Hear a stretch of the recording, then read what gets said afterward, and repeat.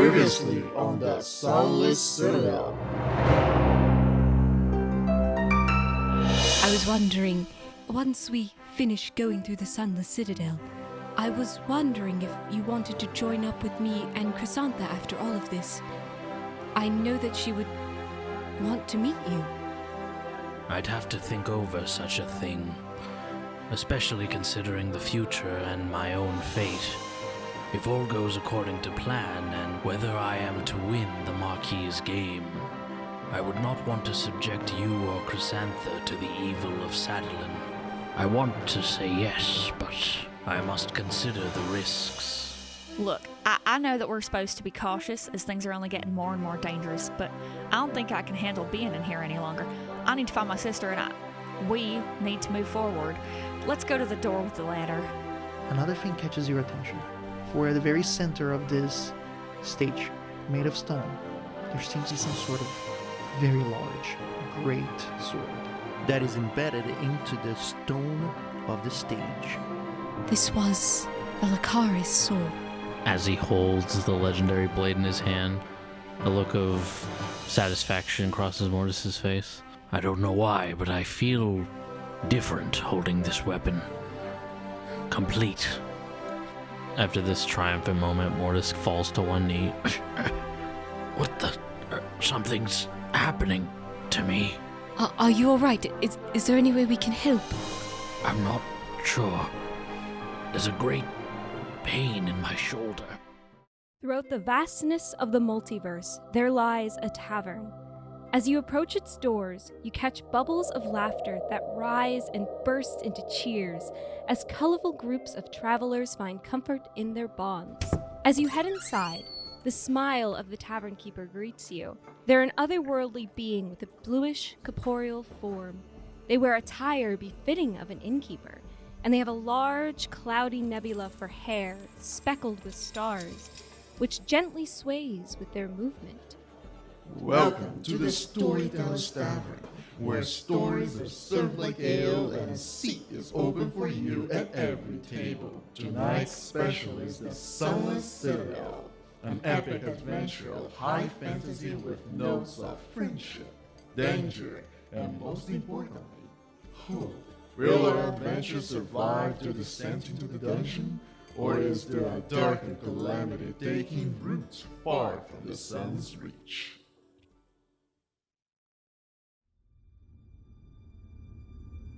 Let's roll for initiative. Alright, starting with Seeker, 19. Methuselah, 22. Thorn, Natural 20, I got a 24. Mortis, And last, but certainly least, Mortis with a 3. Oh no. I think that's fitting based on what just happened. valid. Starting at the top of the round with Thorn. Thorn is going to raise his hand, and this red light glows as he's going to cast Eldritch Blast at it. That's a 13 to hit. 13's a hit. The creature will take 9 force damage. Thorn gets their hands together. The glow emanates with sprouting flower petals that as they toss it towards the shadow being cast onto the floor, it impacts. The shadow reacts, jolting to the side as this small explosion bursts with petals of reddish color just gliding onto the ground. Next up, Thorn wants to try to use his bonus action to hide. Mortis is engaged with you at your side, so you could technically hide behind Mortis, I guess, or you could also move back a little bit so you go down from the platform, and that would create you the opportunity to use your bonus action to hide as well. Yeah, Thorn will back up, weirded out, and maybe slightly intimidated by the creature. He'll duck down behind the lip of the platform, and that's where he'll end his turn. Thorn retreats in a way that they are still able to see the creature, but not completely run away. Then they are able to step out of the platform that is just as big, if not a bit taller than Thorn himself. Do a stealth check for me. That is 17. For all senses and purposes, you believe that the shadow does not know where you are anymore. Methuselah, now it is your turn. Have I seen anything like this creature within the Shadowfell? You're not completely sure, but you do have the instinct that you have seen, or at the very least perceived, shadows reacting abnormally in the moments that you were within the realm of darkness, the Shadowfell. And this drives you direct correlation to that. So your gut feelings, yes, you do find familiarity or recognition to this. Could I do a wisdom save? Right ahead. This might have been my best wisdom save roll ever. That's a 13. 13, alright. I would say that that's a pass. So Methuselah sees this shadowy creature that manifests itself on like the surface of the platform and is instantly brought back to their time in the Shadowfell, seeing the twisting of shadows and not really knowing if that's a person moving or if that's just the light or lack of light. And a moment they get startled and the dark tendrils start to appear, rising not only on them but also on Yorick, and they shake it off. And the tendrils, they subside in this ghostly mist as they're able to get themselves together and get some sense of composure. Then they're going to get close to Mortis, engage with him so that I can do a touch spell. And I'm going to put my hand on his shoulder, and it's going to glow in this red color where he's been wounded with the necrotic damage. And the chrysanthemums are going to bloom as I'm casting Cure Wounds. Get 14 health back. Damn. As I touch your shoulder, Methuselah's like, "You can do this. Let's fight." It is important to say that although the sensation of healing and disposition comes back to you as no longer pain affects you, you do not feel any stronger from this healing, as if the strength that was taken from you still wanes you. That'll be all for my turn. As soon as Mortis feels his wounds close, he looks up at Methuselah and his one hand is gripping the sheath of the sword. Thank you, my friend. Next is the shadow. It takes this opportunity to step back. That allows it to be just outside of the range of the lantern. As it gets to the dimmer area of the light, it disappears. Seeker, now it is your turn. So Seeker is going to pull out their rapier and they are going to hold their action to stabby stab if this shadow thing gets within stabby stab range. Urki's turn. Urki decides to look as intensively as he can about his surroundings. He wants to see if he can perceive the shadow moving in the darkness. Alas, it is of no avail, as he cannot really see the shadow's movements. Next is Mortis. Mortis is going to stand up, hold his new sword at the ready, and just look around. Once he's dusted himself off from the attack, he's going to go back to back with Methuselah and prepare his action to strike at the shadow creature if it appears near them. And then once he's done that, Mortis is just going to end his turn there. Top of the round, Thorn.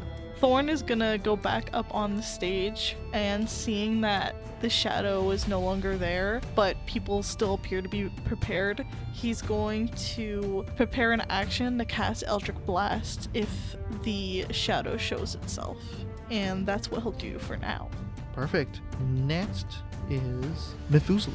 So Methuselah, now standing back to back with Mortis, is going to look in the direction where the shadowy creature went and is going to try to see where they're hiding, to point it out to the rest of the group. You need to do a perception check for me. 22.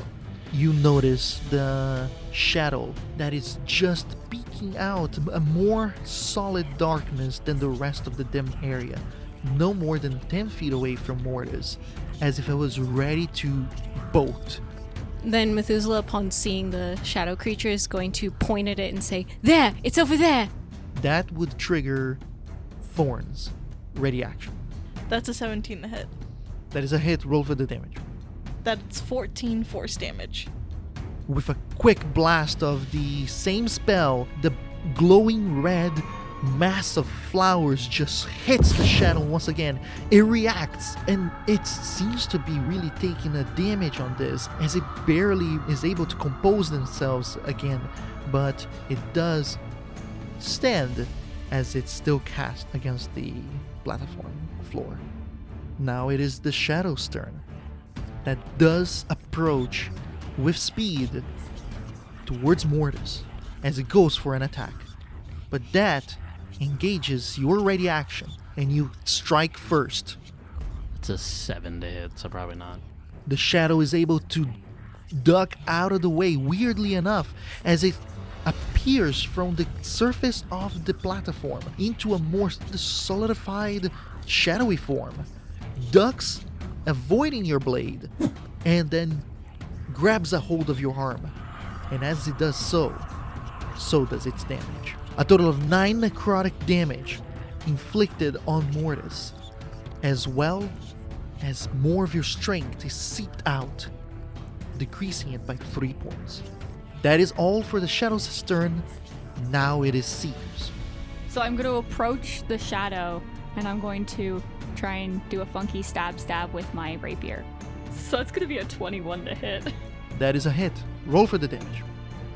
It's going to be 11 piercing damage.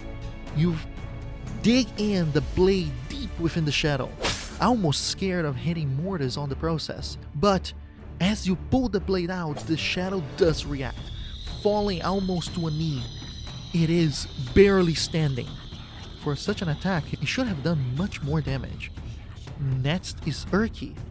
Urki, realizing the situation and seeing how much Mortis was attacked, they approach Mortis and cast with glowing red lights Cure Wounds on you. A total of 5 health points are brought back to you.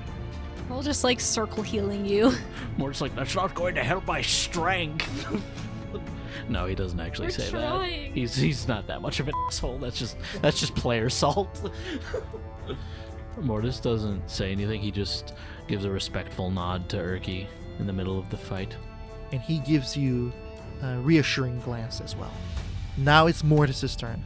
As Seeker flanks with the Shadow, Mortis is going to line up another attack and go for a overhead slash at the Shadow with his new greatsword. That is a 21 to hit. That is a hit. Roll for the damage. So that is 13 slashing damage and 2 radiant damage. You bring the blade upwards and descend it upon the creature, cutting it right in the middle. It not only is able to cut through with it, but as it does, a fiery effect does take place. The trail of smoke is visible at any angle and direction, and as it does cut through the darkness of the Shadow, sparks of light emanates, almost as if it was sparks of fire as well. And as it cuts through, you're surprised about how much the fire and light was causing damage to this creature. In the end, it starts to dissipate. As Mortis does this attack, he looks down at the creature, holding his sword triumphantly. Feel the power of this holy blade! Nice catchphrase, Mortis. Are we going to stick with that one, or are we going to workshop a little bit? Like all the bravitas just like fades away. He looks back. I don't know. I suppose I could workshop it. It was more of like an off-the-cuff kind of thing. And he just scratches the back of his head. Well, I personally like the shell-shocked. That's very fun. Yeah, I like the shell-shocked too. And that doesn't say that this one isn't a great one, but again, I think we can add more gravitas to it. The dad joke tier list. Thorn will go over to where Mortis is and look him up and down. How are you feeling? Well, despite destroying that creature, I still feel as though my very power has been zapped away.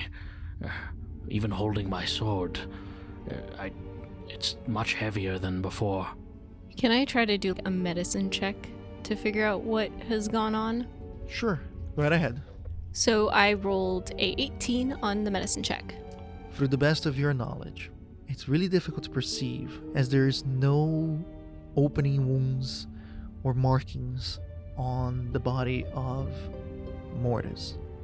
But the overall appearance of Mortis, the way that he stands, the way that he's carrying his own weight, would indicate extreme exhaustion. He's barely standing, wobbling side to side. Well, it doesn't seem like there's any sort of visible wounds outside of the ones that you can see. It seems that the strength has been sort of sapped, like that shadow took your energy.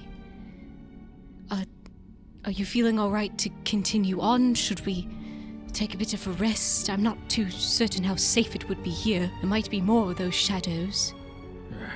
I should be alright to persevere for a bit longer. Perhaps if it's some sort of magical effect, it's only temporary. We can only hope, I suppose. Before we move on, Mortis is going to gently place Valkaris' greatsword on the ground, and then he's just kind of walk over on the stage again. There's something I must do. While I wield this new weapon, it probably would be best to shed my old one. He pulls out his greatsword, stands before the pedestal where Valkaris' sword was. He kneels down, and he gently places his old sword before the pedestal, as a samurai would. He puts a hand on the blade. May you be here to remind us of what we were when we left this place. The weight of your action is noticed by everybody. It's a sign of respect. I'd say that's a very heroic place for it. Well, depending on how this grand adventure ends, I suppose I can pick it up on our way back. But while my strength is drained, it might be best for me to hold just one blade. And then after this ritual, Mortis walks back over. He picks up Valkaris' greatsword, and with a bit of trepidation, he places it in his sheath, replacing his old sword. In this room, is there a way to continue on, or is this a dead end? There is a door in one of the walls to the side. Methuselah, as you look around in the room, you start to realize aspects that you did not notice before. The focus point of your attention previously was the sword, as you recognized it as the sword of Valkaris. Then you start to get the nuances of this room, and that brings you back as you remember that once in a long time ago, the one opening at this roof that is now blocked by some sort of cave-in was open to the sky, and you would see and shudder as the Dark Warden himself would appear from the sky and land into this room. This room would be crowded whenever he took his appearance. He would position himself with his forward legs crossed on top of the stage, as if it was meant to be a resting pillow almost. And regally, he would hear people's requests and petitions. This was once his audience chamber. Do for me a little intelligence check. I got an 8 for the intelligence check. You're gonna perceive the full memory. All that I'm gonna give you as a hint is that you do remember petitioners and officials who would take this moment to speak with the Dark Warden, always bringing small gifts as a type of tribute for his presence. Also, can I do a wisdom save? Yes, you can. Can I do it with advantage? Yes, you can. I got a 6. Unfortunately, that is a fail. How do you react to this? Upon realizing what this place is and that the Dark Warden literally was perched here, and the memory of that massive, terrible dragon, Methuselah takes a couple steps back and looks frozen once more. The dark tendrils just start to emanate. In your stupor, you hear a little voice. Stay hidden, little mouse. Do not make a noise. You don't want to be noticed here. Everybody's here. Everybody dangerous. Your enemy is about to appear. You do not want him to notice you. Can I find somewhere to hide? I don't know, behind the stage, if there's a random chair or something, or a box. Behind the stage would be the closest to. Alright, I just scurry off and hide behind the stage. Out of nowhere, you guys notice Methuselah looking at the room and then stopping suddenly, only to then start running towards the edge of the stage, jumping off and then crouching in a way that you guys no longer see him. You know that they are there, but it just don't see them immediately. Should one of us go and talk to them? I'm willing to go and do it, but Thorn is already following where Methuselah went. so after seeing Thorn go, they're just gonna be like, okay, yeah, we're gonna go and help our friend. Thorn goes to where Methuselah is, gently places a hand on Methuselah's arm, where he has an arm. What are we hiding from? The Dark Warden in the shadows, flying down. Is that what would happen, Methuselah? Yes, he heard a lot of people here, and if he didn't like what they said, he'd eat them. Well, the Dark Warden is no longer here. Everything is all caved in. Only ghosts are here now, so we can say whatever we want about the Dark Warden. You mean the ghost of the Dark Warden could be here too? And this was just cowering more. No. Thorn does not think, no. If the Dark Warden's ghost was here, then maybe we'd already seen it. But no, it is not here. What Thorn meant was only remnants remain, like memories. Well, I suppose you're right, Thorn. I just need a moment to get my bearings. Memories coming back it's like a flood sometimes. Do you know what I think might help? Oh, what's that? If the three of us all said something really mean about the Dark Warden. I suppose we could try that. Because then you won't have to remember. Well, I mean, you would still remember, but then you could also attach these memories to this room. The three of us insulting the Dark Warden for being a poopy head. I just think that would be real fun. Well, what did you have in mind for that sort of thing?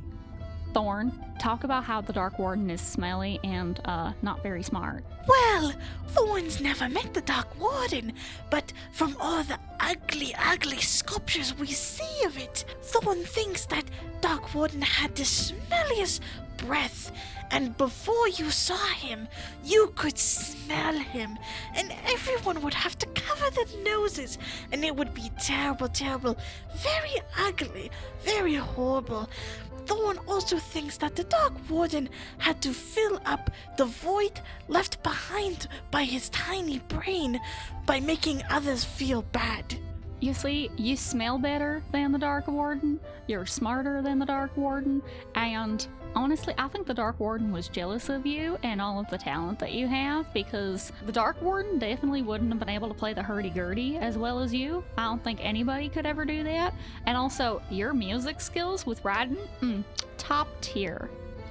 I don't think the Dark Warden's big claws could, sort of hit the notes and the buttons and turn the wheel.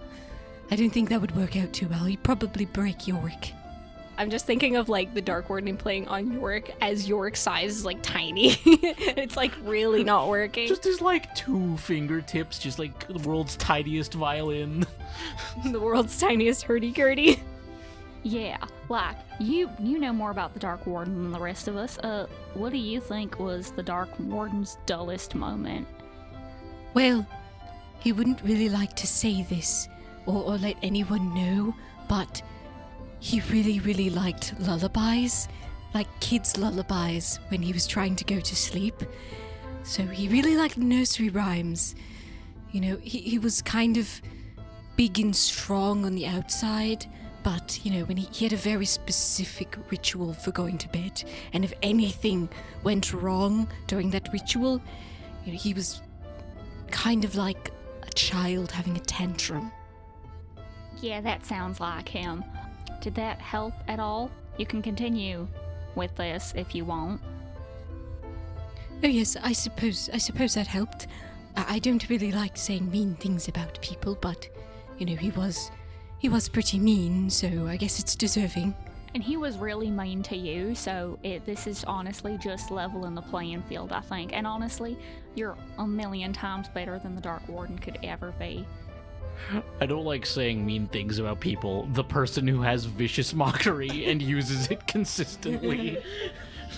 It's just a prank, bro. Oh, well, it's just a prank. And Methuselah, you're one of the nicest people I've ever met. So yeah, the Dark Warden, just jealous of you. After having Thorn and Seeker come over, Methuselah composes themselves and gets up and is no longer enamored with the visions of the Dark Warden. Because of how you ran and hid into a specific part of the platform, I was wondering if you can do for me a perception check with advantage. 23. No wonder you guys have not noticed this before, but at this side of the platform, which is, considering the entire composition of the room, it's just in front of the platform, in the very middle of it, there is a segment of the panels depicting images of the Dark Warden in his prime and moments of victory and stuff like that, that actually has an opening of sorts, as if it could open that piece of the platform. As I'm getting up, I imagine that's when I notice it, and can I open it, or is it too much for my strength? You can open it with ease.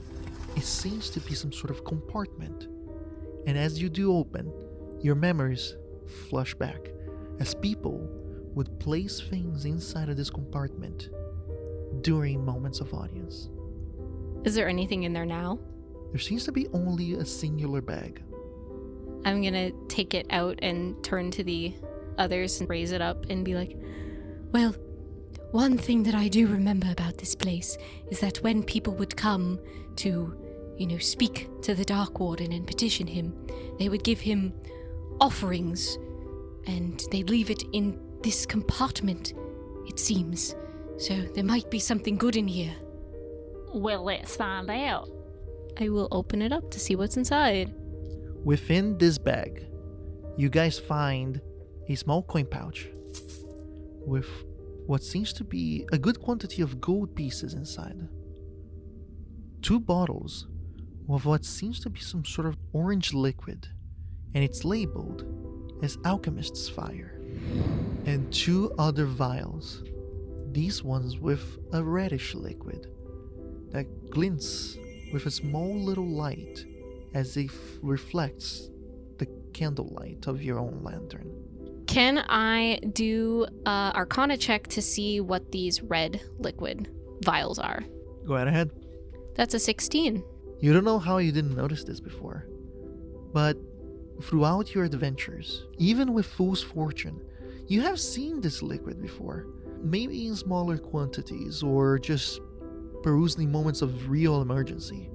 But these are potions that would heal you when you ingest it. I am going to give one of the healing potions to Thorn. This'll heal you if you get hurt really badly. The taste isn't quite that good, but it'll help you feel stronger. Oh, thank you. Seeker is going to pull out 3 vials from their backpack.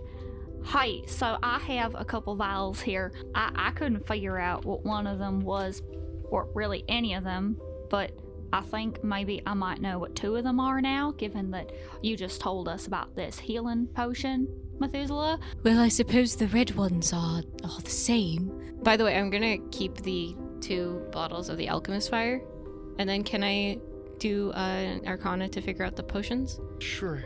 I could probably give you a hand with that, Methuselah. I don't know too much about Arcana, but... Alright, go ahead and do an Arcana check. For the floaty one, I got a 19. You recognize this as some sort of potion that is meant to make you resilient, depending on the type of damage you're supposed to interact. You remember a specific member of Fool's Fortune that was capable to reproduce potions of such caliber, although it did not always work as it was expected and had the weird side effects. So what is this one?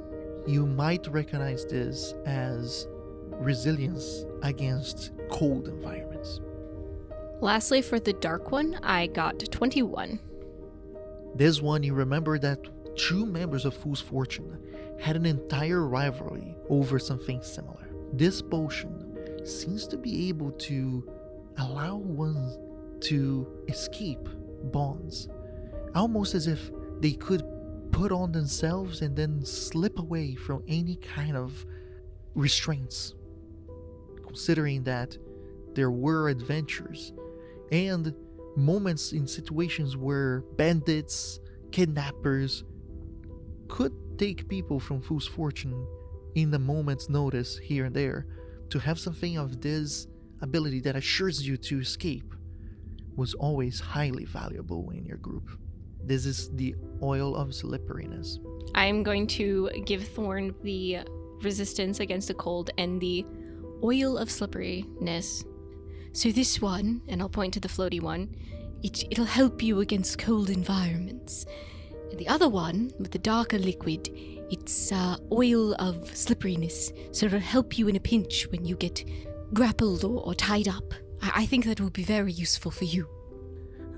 Okay. Thank you. Thorn will keep it close. Everything all right over here, my friends? Are you feeling better, Methuselah? Yes, flood of memories, pesky things like that. We were just, divvying up some potions that we had and some more that we had discovered down here. Oh, how exciting. Anything of interest? Well, we have some of these health potions, and then I'll give you the one that I have. This will help you recover in mid-battle if you drink it. Alright, well, I think we're done here. Shall we go into the next room? Hey Methuselah, do you want me to hold on to that, money pouch? I'll divvy it up for us. Oh, yes, sure, of course, and I'll give you the gold. Awesome, thank you. I won't let you down. After Thorn gets his gold and stores it away in his pouch, he's going to make his way towards the remaining door in this room that we have to travel through, and he wants to put his ear against it and see if he can hear anything on the other side of it. Do a quick perception check for me. Thorn got a 15. With a 15, you hear nothing inside. You're quite confident that it must be an empty room past this door. I do not hear anything on the other side of this, so maybe it is just empty. Well, I guess we can move on then. I think we should probably still be a little bit cautious when we're going through the door, though. Thorn will open the door.